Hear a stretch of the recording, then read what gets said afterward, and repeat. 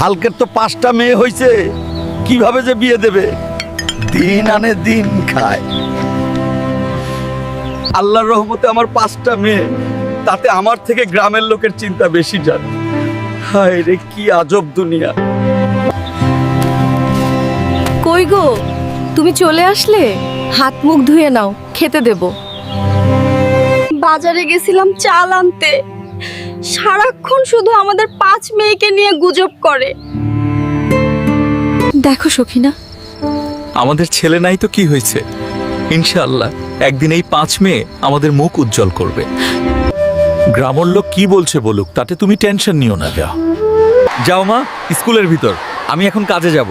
একটা কথা মাথায় রেখো, তোমাদের ভালো করে পড়তে হবে। বাবা এসএসসি পরীক্ষা দিব, ফর্ম ফিল আপের জন্য টাকা লাগবে। আমার কলেজের 3rd ইয়ারের বই লাগবে বাবা। ঠিক আছে মা, আমাকে 2 দিন সময় দাও, আমি ব্যবস্থা করছি। ভাই, আমাকে কিছু টাকা দিতে পারবি?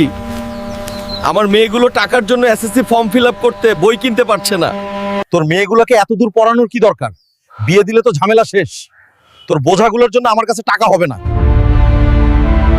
ছোট ভাইকে আমি বিদেশ খাটে কষ্ট করে পড়িয়েছি, আজ সে চাকরি পেয়ে আমাকে ভুলে গেছে। আমাকে নিজে কিছু করতে হবে। বাবা টাকা জোগাড় হয়ে গেছে। মা, তোমাদের টাকা নিয়ে চিন্তা করতে হবে না, তোমরা শুধু ভালো করে পড়াশোনা করো। জরেত লাও ভাইরা, তাড়াতাড়ি করতে হবে। সামনে বড়টা হুলকের দিকে। এই নাও তোমার কাজের টাকা, ঠিক আছে তো? হ্যাঁ স্যার, ঠিক আছে। দেখো বাবা, আমাদের 3 বোনেরই চাকরি হয়ে গেছে, তোমার আর কোনো চিন্তা নেই। হায় আল্লাহ, তুমি আমার মেয়েদের দিকে মুখ তুলে তাকিয়েছো, তাদের কষ্টের ফল দিয়েছো। বন্ধুরা, তোমরা কি পার্ট 2তে দেখতে চাও আমি গ্রামের লোকেদের কিভাবে জবাব দিই? তাহলে কমেন্টে জানাও। আর হ্যাঁ, লাইক আর সাবস্ক্রাইব করো।